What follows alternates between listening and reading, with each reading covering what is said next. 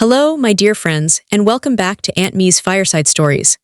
Settle in, get comfortable, and let the warmth of the hearth chase away the chill of the evening. Tonight, I have a story for you about a woman named Evelyn. It's a story about the quiet sacrifices we make for family, about the moment a whisper of discontent becomes a roar of defiance, and about the difficult, beautiful journey of reclaiming oneself. It's a long and winding tale, so pour yourself a cup of tea. It begins as so many endings do at a party. Your mother disappeared. Who's going to pay the bill? Olivia's piercing shout, sharp as shattered glass, ripped across the entire restaurant. Every single diner, from the couple on a first date to the business group celebrating a merger, turned to stare at our table. The ambient chatter, the clinking of cutlery against fine china, the soft jazz trio in the corner, it all ceased. A vacuum of silence descended, and in its center was our table, a tableau of shock and confusion. It was Olivia's 30th birthday. Her big party, her grand celebration with 20 guests she'd personally selected, a curated audience for her perfect night. And I, Evelyn Peterson, had just stood up, taken my worn but sturdy purse, and started walking with quiet determination toward the restroom sign. Except I wasn't going to the restroom. That was merely a waypoint, a feint in a campaign I hadn't even consciously known I was waging until that very moment. My real destination was the heavy oak door of the exit, and beyond it, the cool night air where a taxi I had summoned just moments before was waiting for me. I left the chaos behind me like a dropped cloak. I could feel it unfurling, the raised voices, the confused murmurs, the damning slip of paper on the table bearing the check for $450, unpaid. I pictured my son, Daniel, desperately searching for me between the tables, his face a mask of bewildered fury. I could almost hear Olivia's shriek, a sound I knew well, screaming that I had ruined her perfect night. But that was only the beginning of everything. That was the first domino to fall in a line that stretched back years. When Daniel flicked on the living room light of my small, tidy home at 2 o'clock in the morning, the cry that tore from his throat was one of pure, unadulterated desperation. It was the sound of a world tilting off its axis. Because I was right there, sitting in my favorite floral armchair, the one with the worn arms that had molded to my shape over decades. I was completely, utterly calm. Beside me stood 3 packed suitcases, not hastily thrown together, but neatly and methodically filled. On the polished coffee table, waiting for them, lay a manila folder thick with documents. I knew they would come. I knew that after I had abandoned them at that upscale bistro, with all their friends as witnesses to their public shame, they would come. They would be furious, their anger a righteous storm, demanding an explanation, a reckoning. Maybe they thought they could force me to return, to smooth things over, to fix the mess, to pull out my credit card and my checkbook as I always did. But that night, I was no longer the same woman they had been walking over for years. That night, Evelyn Peterson, at 68 years old, had stopped being the convenient mother, the reliable bank, the emotional caretaker of last resort. I had become someone entirely different. Someone who had finally, after a lifetime of quiet acquiescence, found the courage to say, enough is enough. However, to understand how I reached that point, how the dam of a lifetime's patience finally broke, I need to tell you everything from the start. I need you to grasp that this wasn't a sudden whim or a bout of late-life insanity, as Daniel was likely yelling to the restaurant manager. It was the result of months, perhaps years, of swallowing my pride, of patching over the hurt with the threadbare excuse of a mother's love, of convincing myself that this love meant sacrificing everything, even my own dignity. It all started to truly unravel about 2 years ago. Daniel called me one Sunday afternoon. The sun was streaming through my kitchen window, and I was humming to myself, tending to my African violets. He had that special tone in his voice, a particular cadence of affection mixed with urgency that he'd perfected since he was a teenager. It was the I need something tone. I knew that tone as well as I knew the sound of my own heartbeat. I'd heard it hundreds, if not thousands of times.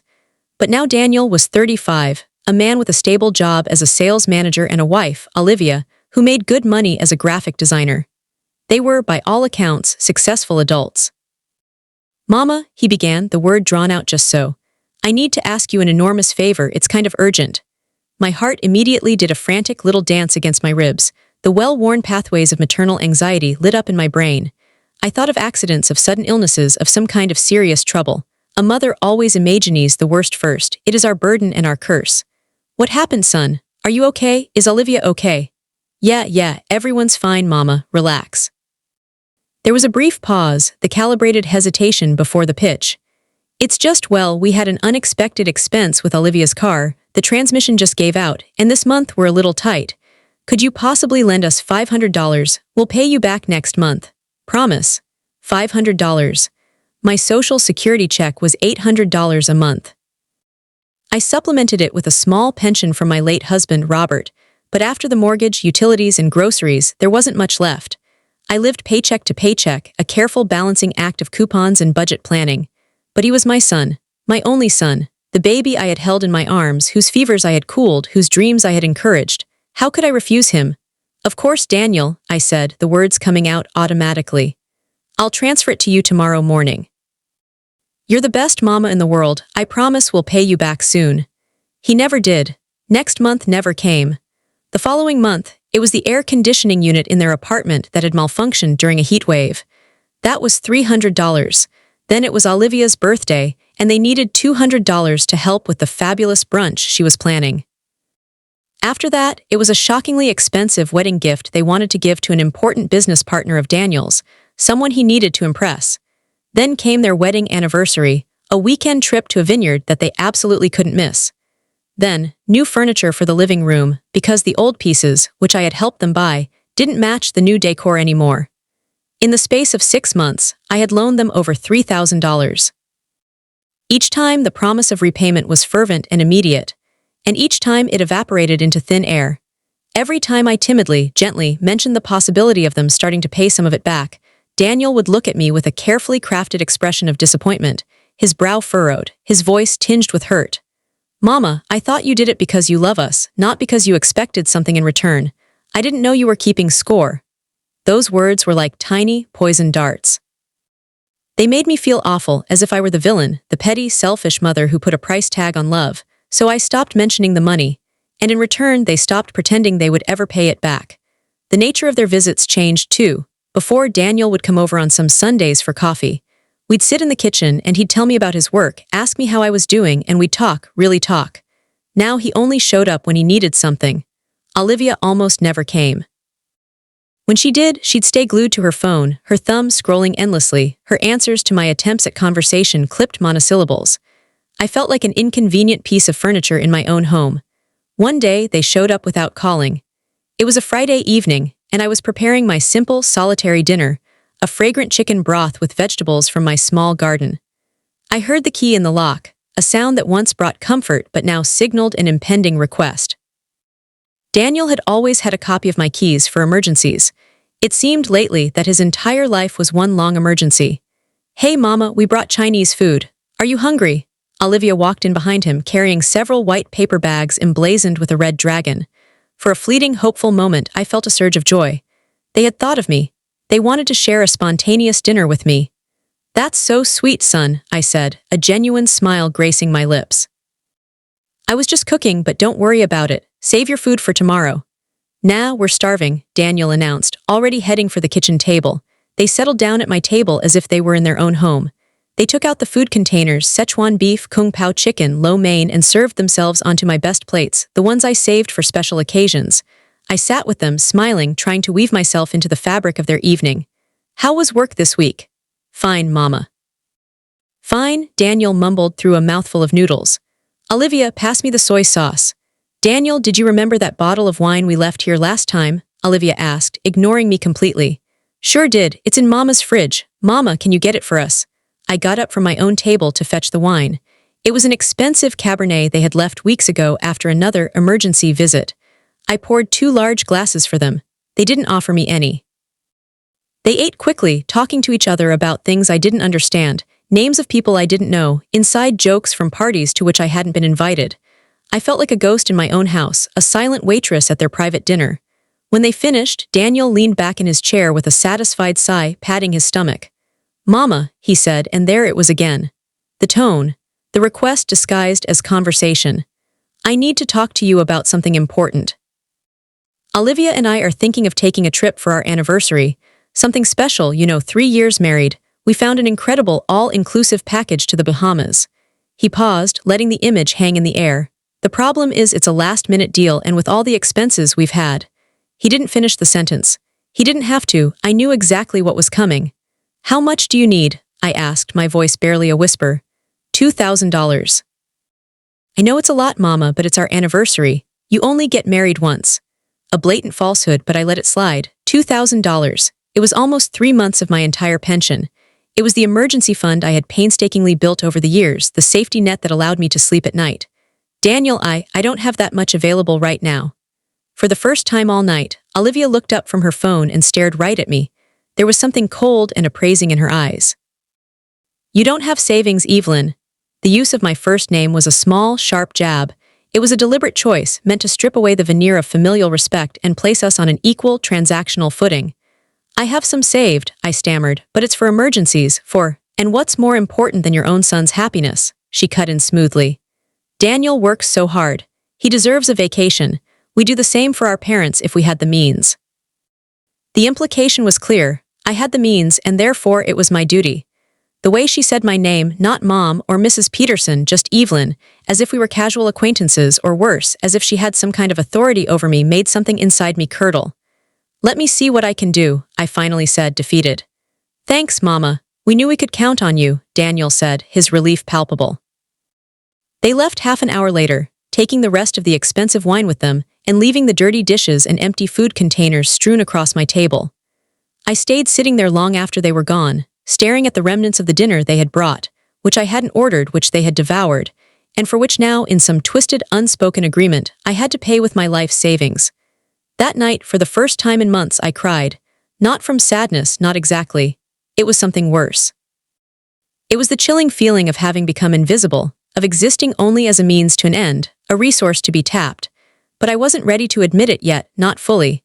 I still told myself that this was how modern families were, that adult children needed support, that I was just being overly dramatic. I transferred the $2,002 days later, watching my savings account dwindle to almost nothing. The trip to the Bahamas lasted 1 week. During those 7 days, Daniel sent me exactly 3 text messages. The first was a photo of them at the airport, grinning with the caption, "We've taken off, Mama." The second was an image of a pristine white sand beach and turquoise water. "This is amazing." The third arrived on the last day, "Coming back tomorrow. Love you." 3 messages in 7 days, paid for with 2 years of my careful, diligent savings. They didn't call me once. Not even to ask how I was, if I had eaten, if I needed anything. Me, who had to go to the doctor that week because my blood pressure had shot up suddenly, leaving me so dizzy for 2 days I could barely get out of bed. I was alone, completely alone. It was my neighbor, Mrs. Gable, a kind widow who barely knew me, who drove me to the clinic. She was the one who waited with me in the sterile-smelling waiting room. She owed me nothing. "Your son can't come with you?" she asked gently. "He's away with his wife," I said, trying to keep my voice even. "I don't want to worry him." Mrs. Gable looked at me with an expression that looked painfully like pity. She didn't say anything else, but her silence spoke volumes, louder than any words of judgment could. When Daniel and Olivia returned, 2 full weeks passed before they came to visit me. They arrived on a Saturday afternoon, tanned, relaxed, and brimming with a vitality that seemed to mock my own quiet, lonely existence. They brought their suitcases with them. "Mama, we're staying for the weekend," Daniel announced as he breezed past me. "They're fumigating our building, and the smell is unbearable, right, babe?" It wasn't a question. They were already walking in, dropping their things in my guest room, the room I used as a sewing and craft room.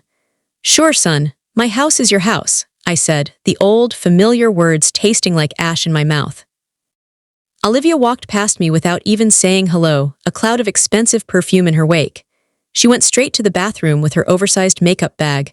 I heard her turn on the shower faucet without a second thought. "Mama, do you have anything to eat?" "We're starving," Daniel called out, flopping onto the sofa and turning on the television, flicking through channels with an air of ownership. "I have ingredients to make something. What are you in the mood for?" "I don't know, anything, something good."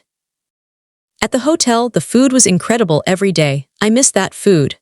Something inside me twisted into a tight, painful knot. I had paid for that hotel.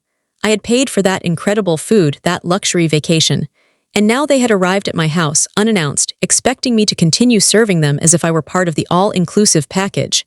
But I didn't say anything. I never said anything. I prepared chicken pasta, using the last of the good ingredients I had in the refrigerator. I set the table nicely with my best cloth napkins and the silverware Robert and I had received as a wedding gift. I wanted them to feel welcome. I wanted them to remember that their mama could cook well too, that I could make good things, that I was worth more than just the money I could lend them. A foolish, desperate hope. When I called them for dinner, it took them 10 minutes to come to the table. They were engrossed in something on Olivia's phone, laughing together intimately. They sat down and started eating without a word. Not a thank you, not a this looks good, nothing. So how was the trip? Did you have a good time? I asked, trying to break the silence. Amazing, Mama, Daniel said around a forkful of pasta. The hotel was 5-star, private beach, top-notch service, everything. Olivia got to relax a ton, right, babe? Yes, it was exactly what I needed, Olivia added, finally looking up. The spa was spectacular. I got massages every day. I felt a knot form in my stomach. Massages every day with my money while I was alone, dizzy, and dragging myself to the doctor. And how are you, Mama? Daniel asked the question without looking up from his plate. It was an automatic gesture, like asking, how are you, to a cashier without really wanting to know the answer. Fine, I said, my voice small. I had to go to the doctor because my blood pressure went up, but I'm better now. Oh, that's good, you're better, Mama. He paused, then pushed his plate forward slightly. This pasta is a little dry, don't you have any more sauce? I swallowed hard. I had just told him I had been sick, and his only response was to ask for more sauce. Olivia put her fork down on the plate with a theatrical sigh. I can't eat anymore, I'm so full. Evelyn, do you have dessert? No, Olivia, I don't have dessert. What a shame, she said, a hint of accusation in her tone. At the hotel, they had an incredible dessert buffet. You could have as much as you wanted. She got up from the table, leaving half the food on her plate, a testament to her casual wastefulness. Daniel followed her shortly after. Both of them settled into the living room to watch a movie, leaving me alone with the dirty dishes, the wasted food, and the crushing weight of my own invisibility. I washed everything in silence. I carefully put away the leftovers, cleaned the kitchen until it sparkled. From the living room, I could hear their laughter. They were watching a comedy together, happy and carefree in their shared little world. That night I slept poorly. The walls of my small house felt thin. I could hear them moving in the next room, their quiet conversations punctuated by Olivia's occasional high-pitched laugh. At one point her voice rose slightly, and a few words drifted through the wall. No, Daniel, we've already asked her for too much this year. Give her some time. Well, what do you want me to do? Daniel's voice was a low grumble. She's my mama, that's what mothers are for. Yeah, but we need to be more strategic, Olivia replied, her voice cool and calculating. We can't just ask her every month, she's going to catch on. She's going to catch on. Those 4 words hit me like a physical punch to the gut, as if there was a plan, a strategy, as if I were not a person, not a mother, but a resource to be managed, a well to be drawn from until it ran dry. I stayed awake until dawn, staring at the ceiling, feeling something fundamental inside me begin to crack and break. On Sunday morning, I prepared a big breakfast. Scrambled eggs, toast, fresh orange juice that I squeezed by hand until my wrist ached. I set the table again with the same meticulous care. Daniel came down first, yawning, his hair a mess. Morning, Mama, smells good. Olivia appeared 20 minutes later, perfectly put together.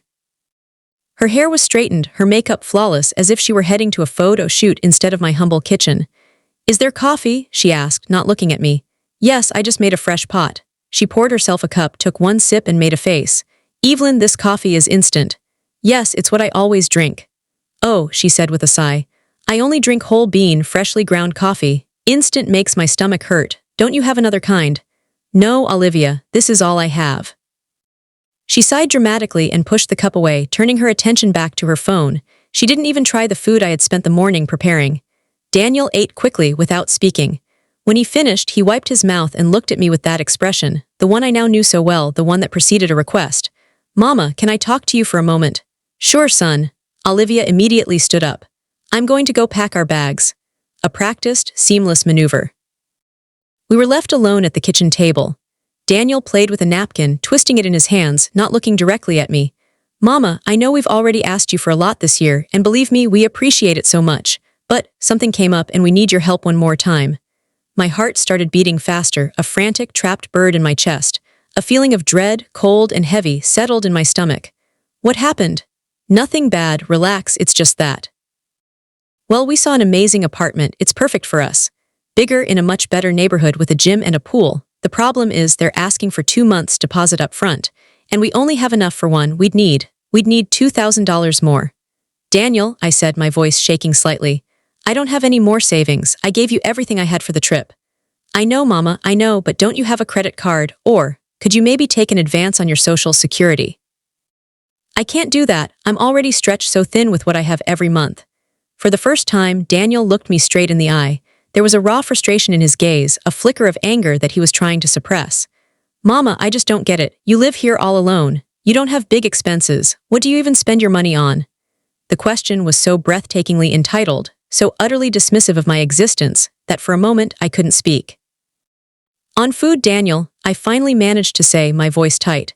On medicine for my blood pressure, on the electricity and water bills, on keeping up this house where you two come and stay for free whenever you want. Okay, don't get upset, he said, backing down slightly but still annoyed. I was just asking. I thought that as a family we could help each other. I have helped you, Daniel, many, many times. Yes, and we appreciate it, but this is different. This is an investment in our future. At some point, you're going to get older and you might need us to take care of you. This is like making sure we have a comfortable place where we can all be. All. The word sounded hollow and false. I knew with a certainty that chilled me to the bone that I was not included in that all. It was just an excuse, an elegant, manipulative way to make me feel guilty and secure his loan. Let me think about it. How long do you need? He pressed. Because the apartment won't last long on the market. A few days, Daniel, he sighed, clearly annoyed. Fine, but try to decide fast. Yes. He got up and went to find Olivia. 10 minutes later, they were at the door with their bags. Thanks for everything, Mama. We'll call you this week. A quick, dry kiss on my cheek, not even a hug, and they were gone. I stood at the door, watching their car drive away until it was just a speck in the distance. The house fell silent, but it was a heavy, painful silence, a silence that made me feel more alone than I had ever felt in my life. I went into the guest room, the room where they had slept. Towels were thrown on the floor. The bed was unmade, the sheets tangled. They had used my expensive shampoo, the one I saved for special occasions. The bottle was nearly empty. In the bathroom, I found the tube of toothpaste squeezed from the middle, the cap left off. Olivia's long, dark hairs were in the sink, and there were makeup stains on my best white towel. I cleaned everything like an automaton, a machine going through the motions. I changed the sheets, tidied up, and erased every trace that they had been there. But I couldn't erase the words I had overheard the night before. We need to be more strategic. As if I were a problem to be solved, an obstacle to be managed, a resource to be plundered. That afternoon, sitting in my empty living room with the television off and only the relentless sound of the clock ticking away the seconds of my life, something shifted inside me. It was small, still just a whisper, but it was there. The doubt. The uncomfortable question I had been avoiding for months. When did I stop being their mother and become this, someone who only matters for what she can give? The following days were strange, a quiet battlefield of my own making. Daniel called me 3 times that week. 3 times in 7 days, which was more than he had called me in the last 2 months combined. But I knew, with a heavy heart, that it wasn't because he was worried about my health or because he missed my company. It was because he needed an answer. He needed the money for the apartment. Mama, have you thought about it yet? His voice on the third call was strained with impatience. I need to know because the owner is really pressuring us. Daniel, I really can't, I said, the words feeling both terrifying and liberating. I have nowhere to get that amount. But did you try taking out a loan? There are options for seniors, Mama. I can help you look for one online. The audacity of it stunned me. He wanted me, a 68-year-old woman with an $800 a month pension, to take on debt to finance their luxury apartment with its gym and pool. I am not going into debt, son. The silence on the other end of the line was long, cold, and uncomfortable. It was a silence filled with his disapproval. All right, he finally said, his voice clipped and distant. I understand. I guess we'll have to look for another option. He hung up. He didn't say goodbye, didn't say I love you, didn't ask how I was. He just hung up. For 2 solid weeks, I heard nothing from him. Nothing at all, not a call, not a text. It was as if I had ceased to exist the moment I stopped being useful to them. I spent my time looking at the phone, a Pavlovian response ingrained over years of motherhood, waiting for it to ring. Every time it did, my heart would leap with a pathetic, hopeful flutter, thinking it would be Daniel. But it was only ever telemarketing calls or automated messages from my bank. The loneliness began to weigh on me in a different, more profound way. It wasn't just the physical state of being alone in my house. It was the crushing feeling that I truly mattered to no one. One afternoon, my neighbor, Mrs. Gable, invited me for coffee at her place. I almost never accepted social invitations, always keeping my schedule clear with the foolish thought that Daniel might show up or call unexpectedly. But that day, after 2 weeks of deafening silence, I accepted. Her small house smelled of cinnamon and fresh coffee. It was a warm, lived-in space. Photographs were everywhere on the mantelpiece, the walls, the refrigerator. Photos of her kids, her grandkids, her trips. Everyone was smiling. It looked like a real family, a family connected by more than just need. "How long since you last saw your son, Evelyn?" she asked, her eyes kind as she poured the coffee. 2 weeks, I said, trying to sound casual. "He's busy with work and all that." Mrs. Gable nodded as she handed me a cup. I noticed her lips pressed together in a thin line. "My kids come every Sunday without fail, and sometimes during the week too. They call me every day, even if it's just for 5 minutes. I know I'm lucky." I felt a sharp pang of envy, of pain, and of shame too. "Daniel is a very hard worker. He has a lot of responsibilities." "Of course he does," she said softly. "But a phone call doesn't take that long, does it?" I took a sip of coffee to avoid having to answer. Mrs. Gable noticed my discomfort. "Evelyn, forgive me for getting involved where I don't belong. But I've watched you these past few months and you worry me. You're always waiting, always available, and he only seems to show up when he needs something." My defensiveness flared up, a weak and sputtering flame. "It's not like that, is it?" Her gaze was unwavering but gentle. "When was the last time he came over just to visit you, without asking for money, without needing to stay over because he had a problem at his place? Without needing something from you, just to be with his mother?" I couldn't answer. I racked my brain, searching for a memory, a single instance, but I simply couldn't remember the last time. "Kids have their own lives, it's normal," I mumbled, more to myself than to her. "Yes, they have their lives," she agreed. "But good people, good children, don't forget where they come from, and they don't use their parents like ATM machines." "Brenda, he doesn't use me," I insisted, though the words felt hollow. "He's my son, I help him because I want to." "All right, Evelyn, I'm sorry," she said, backing off. "I don't want to fight with you, I just want you to know that you are worth much more than he makes you feel." I returned to my silent home with her words echoing in my head. "You are worth much more than he makes you feel." Was it true? Or was she just a nosy neighbor who couldn't possibly understand the complex, sacred bond between a mother and her only son? That night, Daniel finally called. "Mama, how are you?" "Fine, son, and you?" "Good, good. Hey, listen, we got the apartment." His voice was bright, excited. "My boss ended up loaning us the money we were short. We're moving next weekend." "That's good, son. I'm happy for you both." "Yeah, we're super excited." "Hey, listen, could you help us with the move? We need someone to be at the old apartment to receive the moving company while we're at the new place organizing everything. Can you do Saturday?" "Sure, I'll be there." "Perfect. I'll text you the address. You have to be there at 8:00 in the morning sharp. The movers are very punctual." "And you guys will be there, right?" "Mama, I just told you we have to be at the new apartment. That's why we need you to be at the old one." His voice held a trace of impatience, as if I were being deliberately obtuse. "All right then, okay. Thanks, Mama, you're the best." He hung up. He hadn't even asked if I could get there at that early hour or if I had a way to get there. It was a 45-minute journey by public transport. He just assumed I would be available as always. On that Saturday, I woke up at 6 in the morning. I took 2 buses to get to their old apartment, a journey that made my knees ache from the damp morning cold. I arrived at 7:50 a.m. The movers showed up right at 8:00. There were 3 large, impassive men who started loading boxes and furniture without saying much to me. I stayed there, supervising as Daniel had asked, making sure they didn't forget anything. I felt like an unpaid foreman, a stranger overseeing the dismantling of a life I had helped to build. By 11 in the morning, the apartment was completely empty. I stood in the middle of the unfurnished living room, looking at the marks on the floor where their sofa had been, the lighter squares on the walls where they had hung their pictures. Echoes of a life I was not a part of. I sent a text to Daniel. "The move is over, everything is clear." It took him 2 hours to reply, a single word. A minute later, another text. "Leave the keys with the doorman." That was it. Not "How did it go, Mama?" Not "Do you want to come see the new place?" Not "Do you have a way to get home?" Nothing. I left the keys with the doorman and started the long journey back. I took the 2 buses again. I arrived home at 3 in the afternoon, exhausted, my knees swollen, and a terrible headache pounding behind my eyes. I made myself a cup of tea and sat on my sofa. I looked at my phone. No more messages, no calls. It was at that moment, in the absolute deafening silence of my empty house, that something inside me finally snapped. It wasn't a dramatic, shattering explosion. There were no tears, no wails of despair. It was just a cold, quiet clarity that struck me like a bolt of lightning. I wasn't their mother, I was their employee. their personal bank, their emergency resource, but I wasn't their mother because mothers deserve love. And what I was receiving, this hollow transactional thing, was not love. 2 weeks later, I received an invitation by text.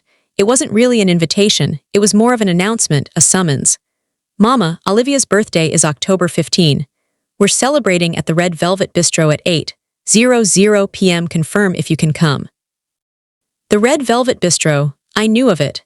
It was one of the most expensive and fashionable restaurants in the city, the kind of place where dinner could easily cost $60 per person, and that was without drinks. And knowing Olivia, it wasn't going to be a simple dinner. I confirmed that I would go.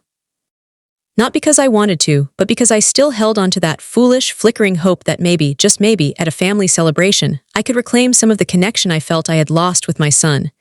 The days leading up to the birthday were bizarre. Daniel didn't call me once, but Olivia called me 3 times. The first call was direct and to the point. "Did you buy my gift yet?" The question caught me completely off guard. I hadn't even thought about it. "Not yet, Olivia." "Is there anything specific you would like?" "Well, I have a wish list at Neiman Marcus. I can send you the link. There are things at different prices, but obviously the ones I like best are between $200 and $300. $300 for a gift for my daughter-in-law.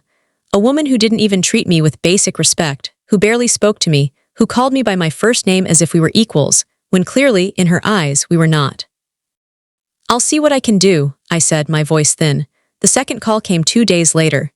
"Evelyn, just a heads up, there are going to be like 20 people at the dinner. Daniel and I are paying for our part, obviously. But it would be really nice if you, as the mother-in-law, could cover something too. I don't know. Maybe the drinks or the dessert. What do you think?" She didn't ask if I could afford it. She told me it would be nice, as if it were my social obligation. As if I had a duty to help finance her birthday party with 20 of her friends, people I didn't even know. "Olivia, I don't know if I can cover anything extra. It's been a tough month." "Oh, Evelyn," she sighed, a masterclass in manipulation. "It's my birthday. I only turned 30 once. Can't you really make an effort?" Her voice had that tone, that specific tone I had learned to recognize and dread. It was half complaint, half emotional blackmail, the tone she used to make me feel like the villain of the story. "I'll see what I can do," I repeated, feeling the fight drain out of me. "I knew you would. You're the best mother-in-law in the world," she chirped, and then hung up before I could say anything else. I sat there with the phone in my hand, feeling a slow, hot rage begin to build inside me. It was a silent, contained rage, but it was very, very real. I spent the days before Olivia's birthday in a kind of daze, a fog of resignation and resentment. I knew I had to buy a gift. I knew I would probably end up paying for a significant part of that exorbitant dinner, and I knew that after all of it, I would still be invisible to them. I went to the department store Olivia had indicated. I walked in with my old purse and my worn but polished shoes, feeling completely out of place among the elegant, wealthy people buying expensive things without a second thought. I looked up Olivia's wish list on one of those sleek digital kiosks. When I saw the prices, I felt the floor lurch beneath my feet. The cheapest item on the list cost $180. It was a set of hand towels. Towels. The items she had really liked, the ones she had marked as favorites, ranged from $300 up to a designer handbag, a French aroma diffuser, and some Italian shoes that cost more than my monthly social security check. I stood in front of that glowing screen for 10 minutes, fighting back tears of humiliation and rage, but refusing to cry in the middle of that temple of consumerism. Finally, with a heavy heart, I chose the towel set. $180 that would leave me with almost nothing for the rest of the month. The cashier wrapped it in elegant, thick paper with a perfectly tied gold bow. It looked pretty and expensive, as if I were someone who could afford such a luxury without a moment's hesitation. "It's a special gift for my daughter-in-law," I told the cashier, feeling the need to justify the purchase to myself. "It's her birthday." "How nice," the young woman said with a bright smile. "I'm sure she'll really appreciate it." I smiled back, a brittle, fragile thing, without replying. Because I knew she wouldn't. I knew Olivia would open it, look at it for 2 seconds and say something like, "Oh, these are nice, thanks." And then she would put it aside and never mention it again. On the day of the birthday, I dressed up as best I could. I put on my least old dress, a simple navy blue sheath that I saved for special occasions like weddings and funerals. I put on a little makeup, carefully fixed my hair. I wanted to look presentable. I wanted Daniel to be proud of his mother. I arrived at the Red Velvet Bistro right at 8 o'clock. The place was impressive and intimidating. High ceilings, massive crystal chandeliers, impeccable white tablecloths. It was the kind of place where you feel poor just by breathing the air. A hostess with a professional, practiced smile greeted me at the door. "Do you have a reservation?" "I'm with Olivia's group, the birthday girl." "Right this way, please." She led me to the back of the restaurant, where a long table was already full of people, a cacophony of loud conversation and laughter. I recognized Daniel immediately. He was laughing with a group of well-dressed men, a glass of red wine in his hand. He was wearing a new, expensive-looking shirt I hadn't seen before. He looked happy, relaxed, in his element. Olivia was at the other end of the table, the queen of her court, surrounded by elegant women in expensive dresses and sparkling jewelry. She was wearing a tight red dress that probably cost more than 2 months of my pension. Her makeup was perfect. Her hair was styled in soft, glossy waves that fell over her shoulders. I stood by the table for a moment, waiting for someone to notice me, to acknowledge my presence. Several long, awkward seconds passed. It might have been a minute. No one saw me. I was invisible. Finally, Daniel happened to look up and caught my eye. "Oh, Mama, you made it. Sit down wherever you can find a space." He didn't get up. He didn't come to greet me with a hug or a kiss. He didn't introduce me to any of his friends. He just vaguely pointed towards the table and immediately returned to his conversation. I found an empty chair near the very end of the table, as far from Daniel and Olivia as it was possible to be. I sat between 2 young couples I didn't know.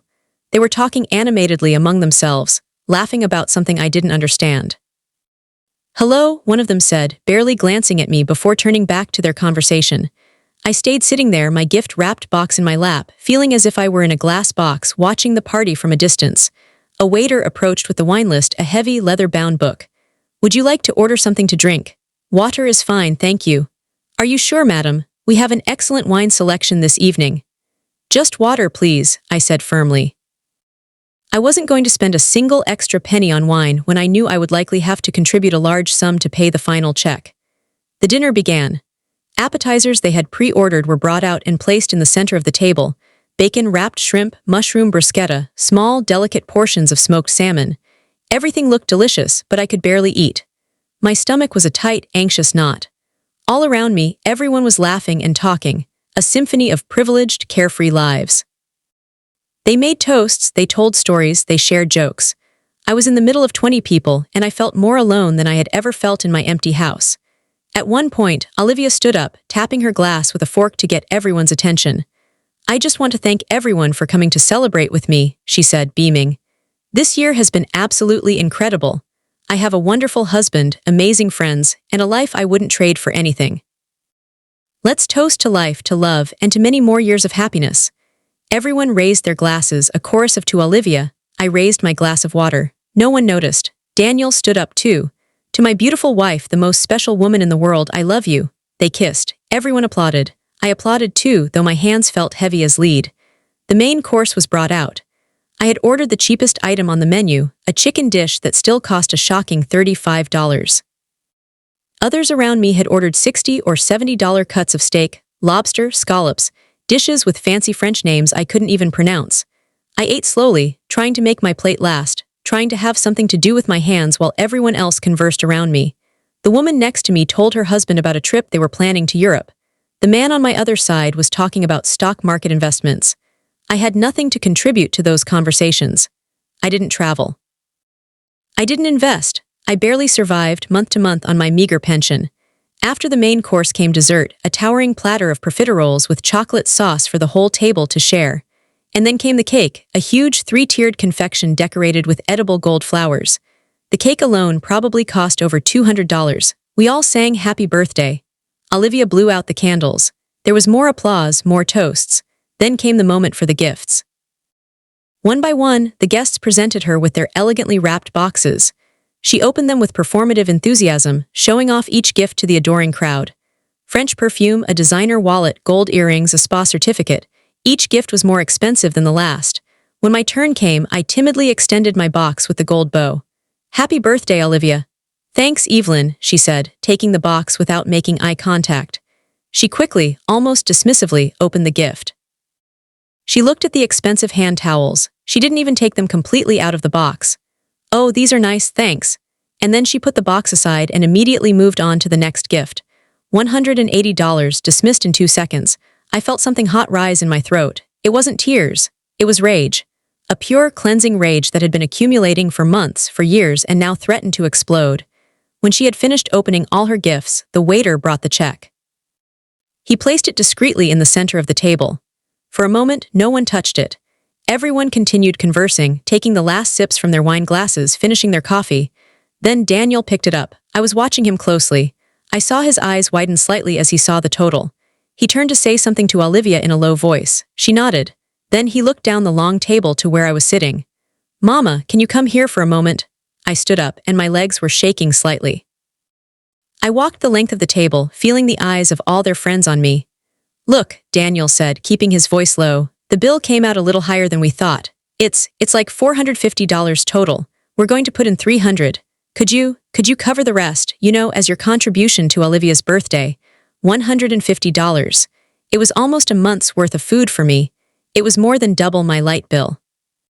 It was nearly half of my monthly pension, after I'd already spent $180 on a gift she didn't even want. Daniel, I don't have that much cash with me. Do you have a credit card? Yes, but perfect, just use the card, we'll settle up later. We'll settle up later. That phrase, that empty, meaningless promise echoed in my ears. It meant, I'm never going to pay you back. I hesitated, and for the first time all night, Olivia looked directly at me. There was something cold and calculating in her eyes, a complete lack of empathy. "Evelyn," she said, her voice sharp with annoyance. "It's my birthday. Are you really going to ruin my night over money?" Everyone at the table was starting to notice that something was happening. The conversations were dying down. People were looking at us, their expressions a mixture of curiosity and discomfort. "I'm not trying to ruin anything," I whispered, my cheeks burning with shame. "It's just that it's a lot of money and Mama, please, don't make a scene," Daniel hissed, his voice tense and embarrassed. He was embarrassed by me as if I were the one doing something wrong. I looked at my son. I saw that look of pleading mixed with irritation in his eyes. I saw Olivia in her expensive red dress, her arms crossed, her foot tapping impatiently, waiting for me to solve their financial problem. I saw all those strangers, their friends, looking at us, judging us. And something inside me, that thing that had cracked and fractured over the past 2 years, finally gave way completely. "I'm going to the restroom," I said, my voice surprisingly steady. I took my purse from my chair and walked toward the restrooms with a firm, deliberate step. I heard Daniel's voice behind me. "Mama, wait," but I didn't stop. I didn't look back. I reached the hallway where the restrooms were. To the left was the ladies' room. Right, there was an emergency exit, and next to that exit, a heavy door that led to the parking lot. I didn't think twice. I pushed the door open and stepped out into the parking lot. The cold night air hit my face like a welcome slap. My hands trembled as I searched for my phone and my purse. I called a taxi. The operator told me it would arrive in 5 minutes. 5 minutes that felt like an eternity. I stood in the deep shadows of the parking lot, hidden behind a large SUV, waiting. My heart was pounding so hard I could hear it in my ears, a frantic drumbeat of rebellion. Every second, I expected to hear Daniel's voice calling my name. I expected him to come bursting through the door, looking for me. But no one came out. The taxi arrived, its headlights cutting through the darkness. I quickly got in and gave the driver my address. As we drove away from the restaurant, I looked back out the window one last time. The lights of the red velvet bistro shone in the distance, a beacon of a life that was no longer mine. Inside, everyone was still celebrating, eating, laughing, and I had just abandoned them with a check for $450 unpaid. For the first time in years, I didn't feel guilty. I felt something akin to freedom. I arrived home. I paid the taxi with the last few bills I had in my wallet. I went inside and locked the door behind me. All the lights were off. The house was cold and silent. But instead of going to my room to cry, as I had done so many times before, I walked straight to my closet. I took out the 3 suitcases I had stored on the top shelf, put them on my bed, and started packing. It wasn't an emotional decision. It was practical, cold, and calculated. I knew exactly what I was doing. As I folded my clothes and placed them neatly in the suitcases, my phone started ringing. It was Daniel. I ignored it. He called again. I ignored it again. Then the text messages started coming in, a rapid-fire barrage of digital desperation. "Mama, where are you? Why did you leave like that? This is so embarrassing. Everyone is asking about you. You have to come back right now and pay this." I silenced the phone and kept packing. I took out my important documents, my passport, my bank papers, the deeds to the house. I put them all in a brown manila folder, which I placed carefully on the living room coffee table. Then I went to my small, hidden safe in the back of the closet. Inside, I kept the cash I had been secretly saving for the past year. It wasn't much, just money I had managed to save little by little, $20 here, $30 there, by depriving myself of small things so I could have some security, some escape fund. And tonight, I was finally going to use it. I counted the bills, put them in my wallet, and closed the safe. I looked at the clock. It was 10:30 p.m. I calculated that Daniel and Olivia would take at least 2 more hours at the restaurant. First, they would have to resolve the problem of the unpaid check. They would probably have to call their friends, ask for loans on their credit cards, maybe even offer to wash dishes.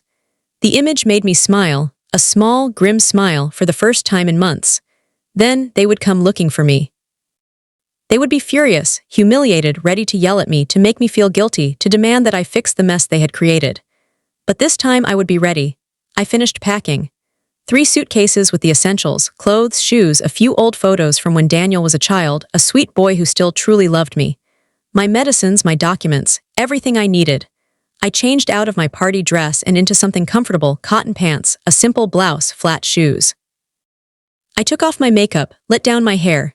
Then I sat in my favorite armchair with the 3 suitcases standing by my side like silent soldiers and the document folder on the table. I turned off all the lights except for the small lamp in the corner, casting long shadows across the room, and I waited. The phone kept buzzing on the end table. More calls, more texts. Now Olivia was texting too, her messages dripping with venom. "Evelyn, this is unforgivable. You humiliated us in front of everyone. How could you do this to us? After everything we do for you." I read every message with a strange, detached calm. They no longer affected me.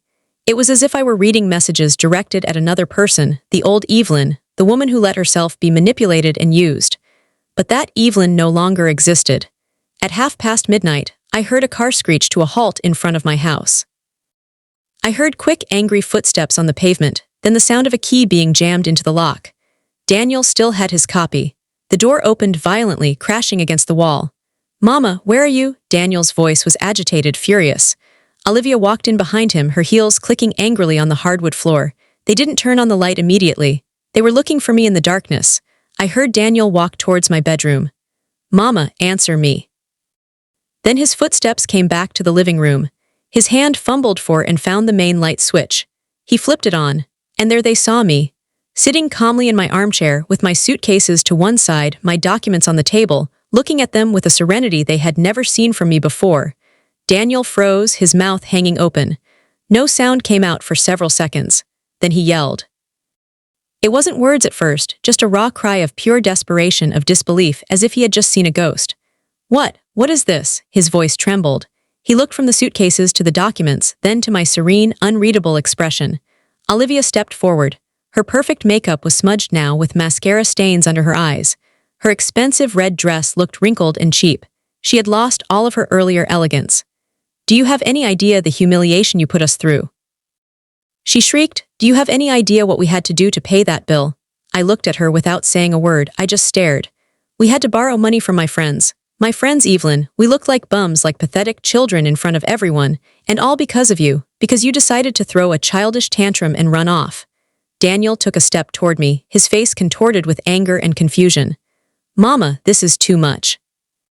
I know we sometimes ask for help, and I know we don't always pay it back as fast as we should, but that doesn't give you the right to abandon us like that, to embarrass us. What is wrong with you? What is all this?" He pointed a trembling finger at the suitcases.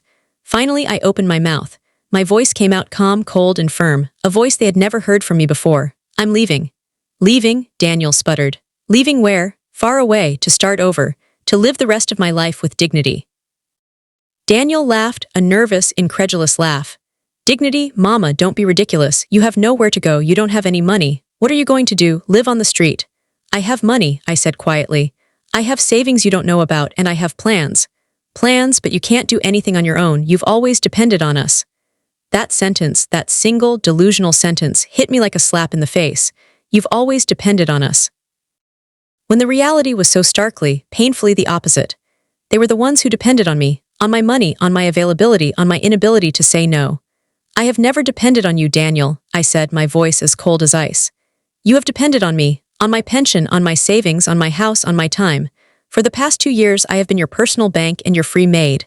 and never, not once, have you shown me any true appreciation or respect. Olivia scoffed. Oh, please. We asked for help like any normal family does. It's not that big a deal. It's not that big a deal. Over $10,000 in 2 years, Olivia. $10,000 that you never paid back. That came from my $800 a month pension, while you two were vacationing in the Bahamas, buying expensive clothes, and moving into luxury apartments. Daniel ran his hands through his hair in a gesture of desperation. He was starting to realize that this conversation wasn't going to end like all the other times, that he wouldn't be able to manipulate me with guilt and win. Mama, if you needed the money back, you just had to tell us. There was no need for all this drama. I did tell you, Daniel, several times, and you always made me feel like the bad guy, like the selfish mother who charged her own son for her love. Because that's how you look right now, he shot back. Like a spiteful, bitter old woman who keeps score of everything. I'm not keeping score of the money, Daniel, I said, my voice rising for the first time. I'm keeping score of the disrespect, of the humiliations, of the times you only needed me when it was convenient for you. I'm keeping score of every time you forgot to call me, of every canceled visit, of every single time you made me feel invisible in my own home. The silence that followed was dense, heavy, and suffocating. Olivia was the first to break it. This is absurd. Evelyn is just being dramatic. Families are supposed to help each other. Families are supposed to respect each other, Olivia, I countered, looking her straight in the eye. They care for each other, they value each other, and you two don't respect me, you don't care for me, you don't value me, you just use me. Daniel shook his head, a new tactic dawning on him, turning the blame back on me. This is your fault, he said, his voice laced with accusation. You spoiled us, you always said yes to everything, you never set any boundaries, and now you're complaining that we took advantage of you, you taught us that we could do it. His words cut through me because in them there was a sliver of truth. I had spoiled them. I had allowed this to happen. But that didn't absolve them of their cruelty, of their deliberate exploitation. You're right, Daniel, I said, my voice softening slightly. I allowed this. Now I'm going to end it. Daniel walked closer to me now. There was something different in his look. It wasn't just anger anymore, it was fear, a raw, primal fear. Mama, stop saying this nonsense. You're not going anywhere. Yes, I am tomorrow morning. And this house, he stammered. Are you just going to abandon it? I picked up the document folder from the table. I slowly opened it, took out some papers, and held them out to him. This house is no longer mine. Daniel took the papers with trembling hands. His eyes scanned the lines of text. I watched as his face changed color from the red of rage to the stark white of shock. You sold the house. I sold it 3 weeks ago for $350,000. Olivia's voice was a cracked whisper. $350,000, but this house was supposed to be Daniel's. It was his inheritance. This house was mine, Olivia, I said firmly. It was in my name. I paid for this house with my husband's life insurance money when he died, when Daniel was just 10 years old. This house has kept a roof over my head for 38 years, and I am the only one who decides what to do with it. And you decided to sell it to a stranger without even consulting us. Daniel let the papers drop onto the table as if they had burned his hands. He slumped onto the sofa, his head in his hands. I can't believe it. I can't believe you did this to us. I paid all my debts, including the medical bills I had pending. I sorted out my situation with the bank. I kept some aside to live on, and I donated the rest. You donated it, Olivia shrieked. You donated the money that belonged to your son. I donated $50,000 to a shelter for elderly women who are victims of family abuse, I said, each word clear and deliberate. Because that's what I am, Daniel, a victim of abuse, not abuse with punches, not with screams. But abuse with manipulation, with exploitation, with emotional abandonment disguised as filial love. Olivia let out a hysterical, incredulous laugh. Abuse? Are you listening to yourself? We ask you for help once in a while, and now we're abusers. You're delusional. I stood up from my armchair. My legs no longer trembled. I felt firm, rooted to the ground, confident in my decision. Olivia, since you married my son 3 years ago, you have treated me like an employee. You have never once called me Mom. It's always Evelyn, as if we were friends, but you have never treated me with the respect that a friendship requires. You give me orders, you demand things of me, you only call me when you need something, and when I can't give you what you want, you make me feel like I'm a bad person. That's not true, isn't it? When was the last time you asked me how I was and actually listened to the answer? When was the last time you invited me to something without expecting me to pay for it? When was the last time you did a single, solitary thing to make me feel like I mattered to you as a person? The silence returned, but this time it was different. It was an uncomfortable, guilty silence. Daniel finally lifted his head from his hands. Mama, if you felt that way, you should have talked to us, not do all this behind our backs. I tried to talk to you many times, Daniel. But every time I mentioned that I needed the money back, you made me feel selfish. Every time I said I couldn't help, you manipulated me with guilt. You didn't let me talk, Daniel. You shut me down over and over and over again. Olivia crossed her arms. Well, what now? You expect us to beg you to stay, to beg for your forgiveness. I expect nothing, I said, looking at the two of them, really seeing them for the first time. Not as my son and his wife, but as two selfish, entitled strangers. I no longer expect anything from you. Tonight I am here to say goodbye, to close this chapter of my life, and to ask you to return the keys to my house. Daniel slowly pulled the keychain from his pocket. He looked at the keys to the house he had grown up in, as if they were something precious that was being stolen from him. Then, with a sudden burst of rage, he threw them onto the table. Take your damn keys. I calmly picked them up and put them in my purse. The new owners take possession of the house on November 1st. You have 2 weeks to take out anything you may have left here. After that, it's no longer my responsibility. Where are you going to go? Daniel asked, his voice now small, lost. That is no longer your problem. Olivia took a step toward me, a threatening glint in her eyes. You know this is a mistake, right? You're going to be alone, completely alone. Without family, without anyone to take care of you when you get sick or when you can no longer take care of yourself. And then what are you going to do? I looked her straight in the eyes, my gaze unflinching. I prefer to be alone and at peace than accompanied and miserable. And if the day comes when I can't take care of myself, there are institutions, there are places where seniors can receive dignified care without having to pay for it with their dignity. Places where they don't make you feel like a burden. Daniel jumped up from the sofa, his face flushed with anger. You're selfish. A selfish person who only thinks about herself. We gave you years of our life, we included you in our celebrations. We made you feel like part of the family, and this is how you repay us. You made me feel like part of the family, Daniel.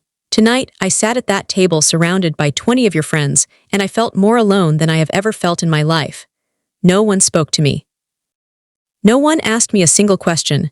I was just the wallet that was supposed to show up at the end of the night to pay the bill. That's not family, that's exploitation.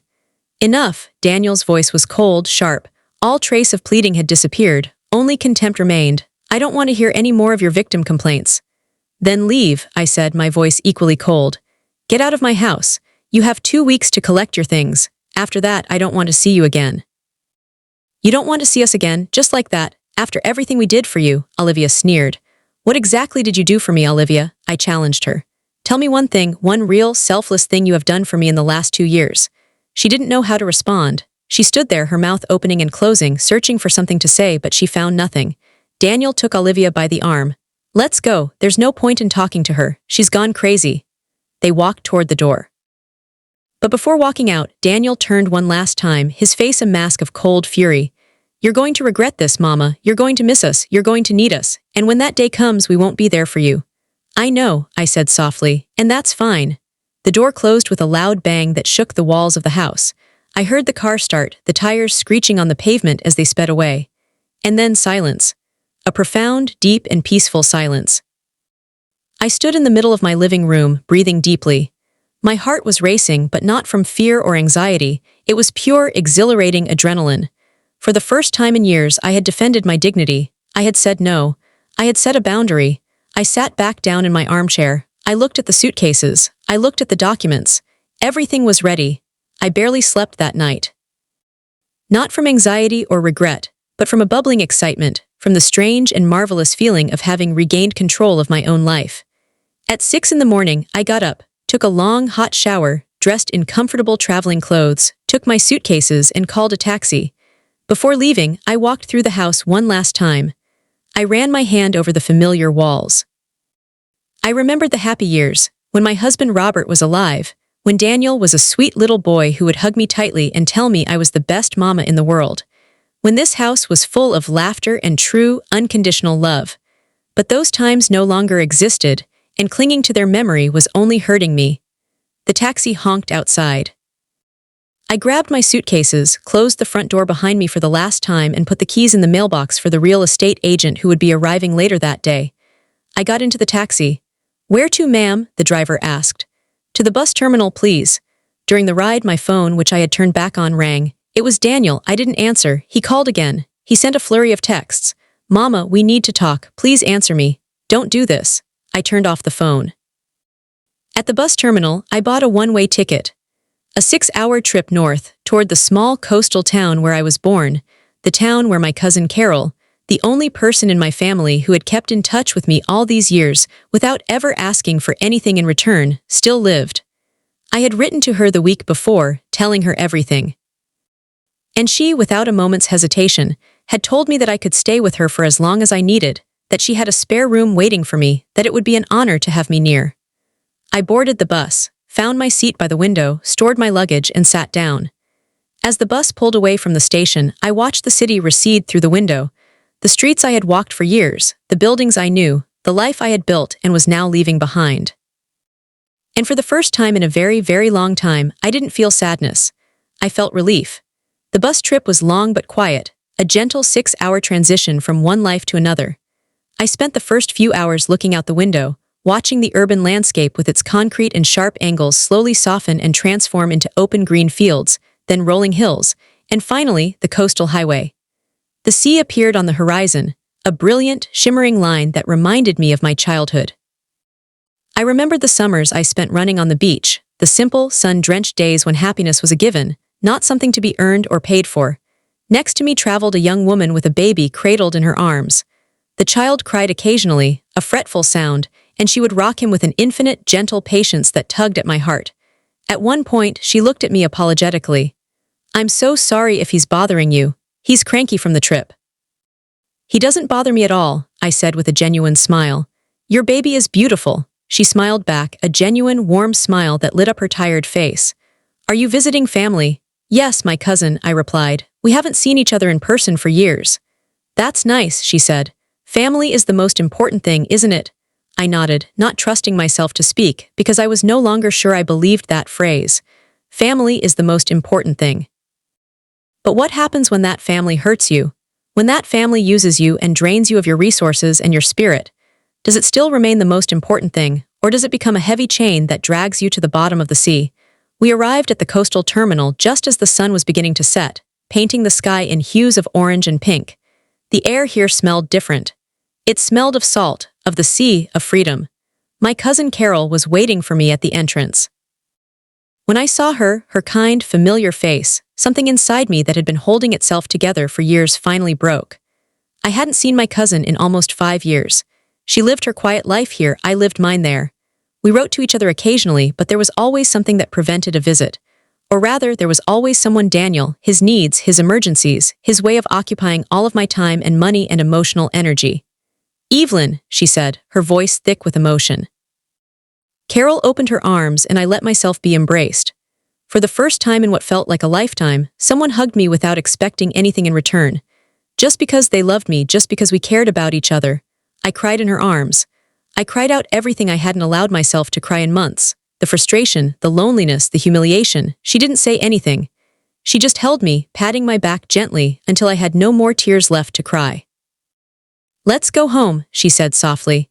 "You must be exhausted." Her house was small but cozy, filled with books and plants and the comfortable clutter of a life well lived. It was 3 blocks from the beach, in a quiet neighborhood where neighbors greeted each other on the street and children played outside without fear. She showed me the room that would be mine.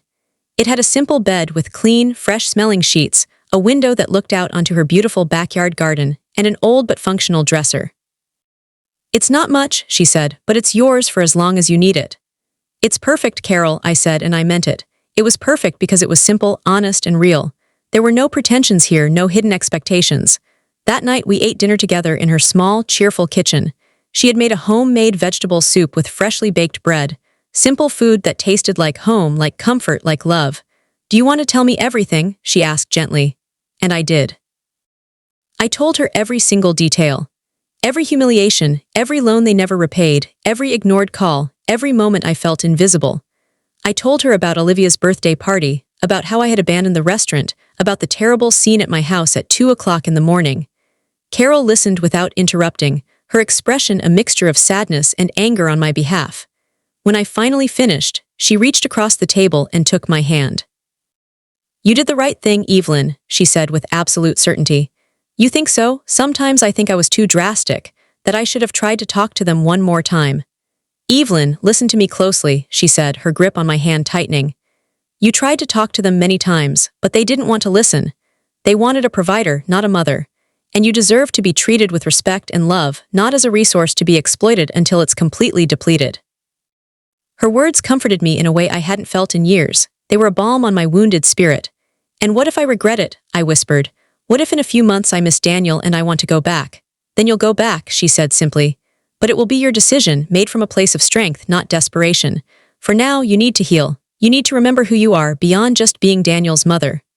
That night, I slept soundly for the first time in months. There was no jumpiness, no anxiety, no waiting for the phone to ring with a new request, a new emergency, a new way to make me feel both needed and completely disposable at the same time. The first few days at Carol's house were about adjustment. It was hard to get used to not having responsibilities, to not waiting for a call, to not feeling that constant pressure in my chest. Carol worked part-time at a local bookstore, and she invited me to go with her one day. The bookstore was a charming place, full of old and new books, with a cozy coffee shop in the corner where people sat to read and talk. The owner was a woman around my age named Eleanor Vance. She had a striking mane of completely white hair tied up in a messy bun and wore reading glasses that hung from a silver chain around her neck. So, you're the famous cousin Evelyn, she said with a warm smile. Carol has told me all about you. I hope she said good things, I replied shyly.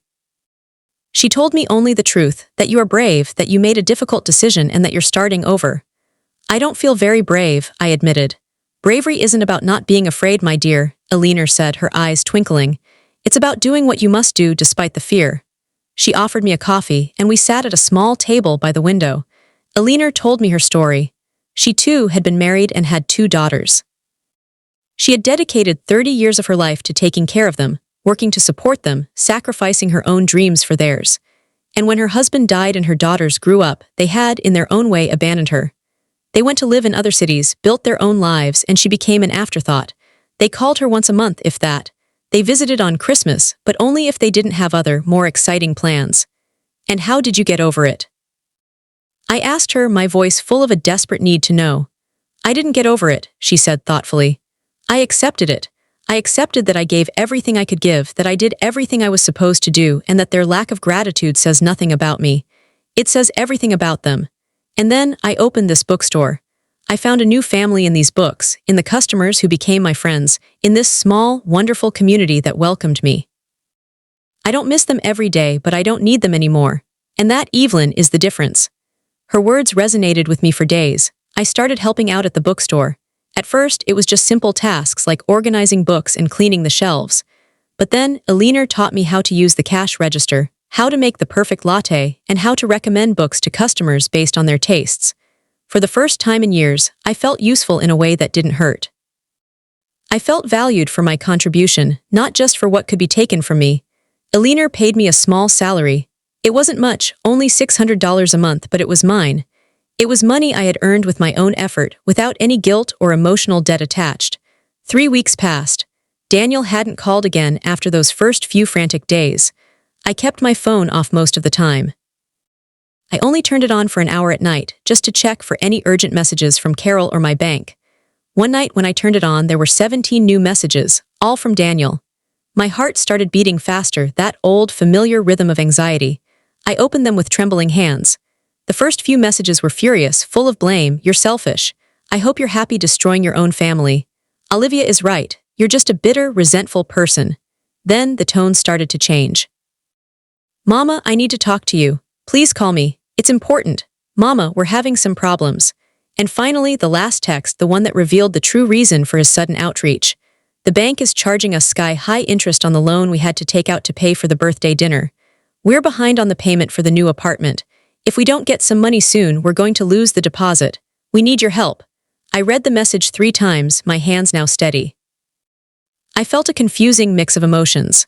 Part of me, that old, deeply ingrained part that had spent decades being a self-sacrificing mother, wanted to call him.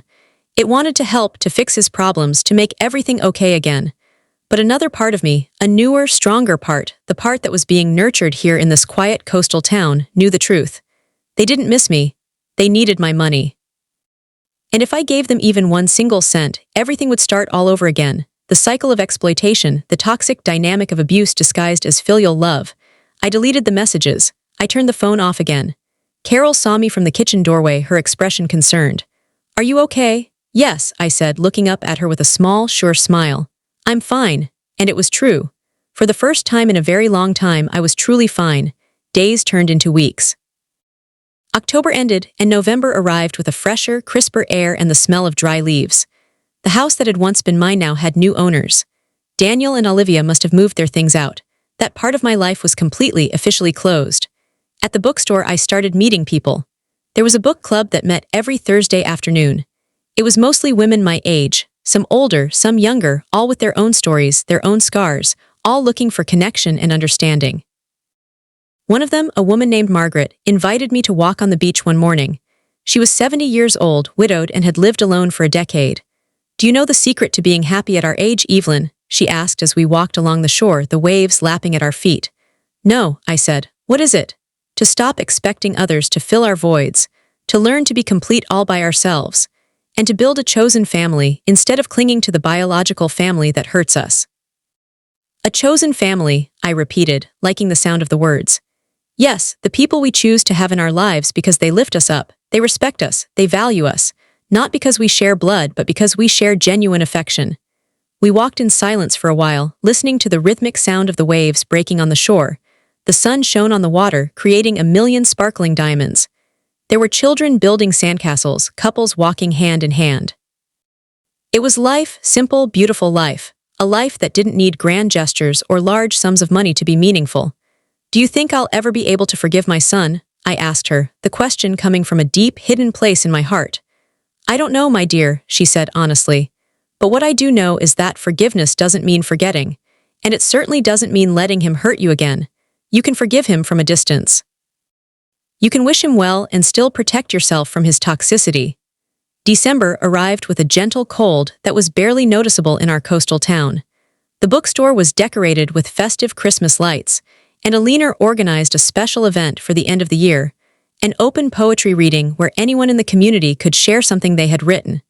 To my own surprise, I decided to participate. I read a poem I had written during my many sleepless nights, a poem about rebirth, about the pain and beauty of learning to be free. When I finished, the small audience applauded warmly. Carol had tears in her eyes. Margaret gave me a tight hug. "You're so much stronger than you think you are," she whispered in my ear. Her words stayed with me for days. Christmas was approaching. It would be the first Christmas I would spend without Daniel since the day he was born. 35 years of Christmases together, 35 years of shared traditions, and now, nothing. I had expected to feel a profound sadness. I had expected the weight of loneliness to crush me during the holiday season, but it didn't happen. Carol, Alina, Margaret, and the other women from the book club organized a Christmas dinner together. Each person brought a dish. I prepared my special chicken soup, the one Daniel used to love so much when he was a child. But this time, I made it for myself, for my new chosen family. That night, sitting at the table, surrounded by these wonderful women who valued me, who listened to me, who were genuinely interested in how I was doing, I realized something profound. This was the family I had always deserved. Not a perfect family, not one connected by blood, but a real, honest family, full of mutual respect and genuine affection. After dinner, when everyone else had left, I helped Carol wash the dishes. "Do you miss your old life?" she asked gently. "Not as much as I thought I would," I admitted. "I miss the Daniel that was, the sweet and loving little boy, but that Daniel no longer exists. The man he became is not someone who is good for me to be around." "It's a sad thing to realize that your children can grow up and become strangers," Carol said, her voice full of empathy. "But it's also liberating," I added, "because you finally understand that it's not your responsibility to carry their decisions, their mistakes, and their lives on your shoulders anymore." Exactly. That night before going to sleep, I turned on my phone for the first time in weeks. There were new messages, many of them all from Daniel. The first ones were from mid-December. "Mama, I know you're still mad, but it's been a long time now. Don't you think it's time we talked? Olivia says you're being childish. I think you're just hurting. We can fix this. We'd like you to come spend Christmas with us. We can start over." Then came the more recent ones from just 2 days ago. "Mama, things are really hard right now. We lost the apartment. We couldn't make the payment.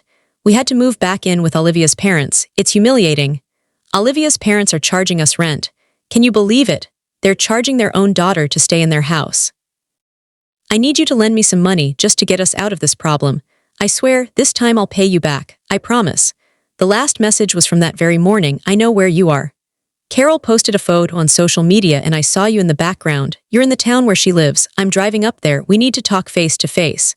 My heart started racing, a wild, panicked bird against my ribs. He was coming here. Daniel was coming to find me. I called Carol immediately. She came into my room in her pajamas, her hair messy from sleep. What happened?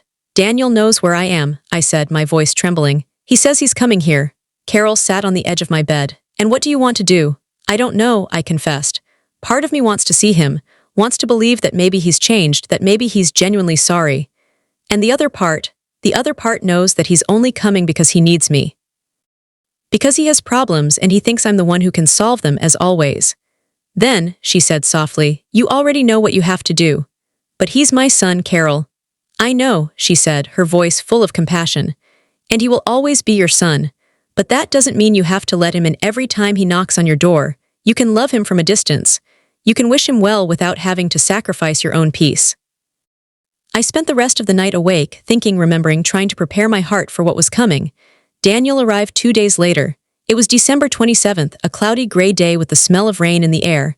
I was at the bookstore when Carol called me. He's here at my house asking for you. How does he look? I asked, my voice barely a whisper. Tired, she said. Gaunt. He says he needs to talk to you urgently. I'm coming over. The walk from the bookstore to Carol's house was the longest walk of my life. Every step felt heavy, as if my feet were encased in lead. Every breath was difficult. When I arrived, Daniel was sitting in the living room. He stood up as soon as he saw me. Carol was right. He looked terrible. He had lost weight, and he had deep, dark circles under his eyes. His clothes were wrinkled as if he had slept in them. Mama, he said, and his voice broke as he said the word. Daniel. We stood there for a long moment, looking at each other. Two strangers who were once everything to one another. Can we talk? In private? I looked at Carol. She nodded reassuringly. I'll be in the kitchen if you need me. Daniel and I went out to the backyard. We sat on the 2 plastic chairs under the lemon tree. Mama, I'm so sorry, he began, the words tumbling out of him. I'm so sorry for everything that happened. I'm sorry I used you. I'm sorry I didn't value you. You were right about everything. I was a terrible son. The words sounded sincere, but I had learned my lesson. I had learned to listen beyond the words, to look for the truth that lay behind the carefully crafted apologies. Why did you come here, Daniel? Because I miss you, he said, his eyes filling with tears. Because I want to fix our relationship. Is that the only reason? He fell silent for a moment. Because everything fell apart, Mama, he finally admitted, his voice cracking. We lost the apartment. Olivia and I are fighting all the time. Her parents treat us like a burden. I have no one else. You're my only family. There it was, the truth. He didn't come because he missed me. He came because he needed me. Daniel, do you know how many messages you sent me in the 3 months since I left? I don't know, a lot, I guess. 47 messages, Daniel. Do you know how many of those 47 messages were just to ask me how I was doing, without asking for anything, without needing anything from me? He fell silent, looking down at his hands. None, Daniel, not one single message. Every single message was about you, your problems, your needs, your money. You never once asked if I was okay, if I was happy, if I needed anything. I'm sorry, he whispered. Are you truly sorry, Daniel? Or are you just sorry that you lost your resource? Because I think it's the latter. It's not like that, Mama. I love you. I've always loved you. Love isn't just words, Daniel. Love is action, it's respect, it's reciprocity. For 2 years, I gave you everything I had, my money, my time, my energy, and I never received anything in return except more demands and more expectations. I know, he said, his voice pleading. And I want to change. Please, just give me a chance to prove it to you. How? By lending you more money. By letting you keep using me until I have absolutely nothing left to give. No, I got a new job, a better paying one. I'll be able to pay you back everything I owe you, everything. Daniel, you owe me over $10,000. I know, but little by little I'll pay it back, I swear. I don't want your money anymore, Daniel, I said, and the words felt truer than anything I had ever said. I want my peace, and you don't give me peace. You give me anxiety, you give me sadness. You make me feel like I'm only worth what I can give you.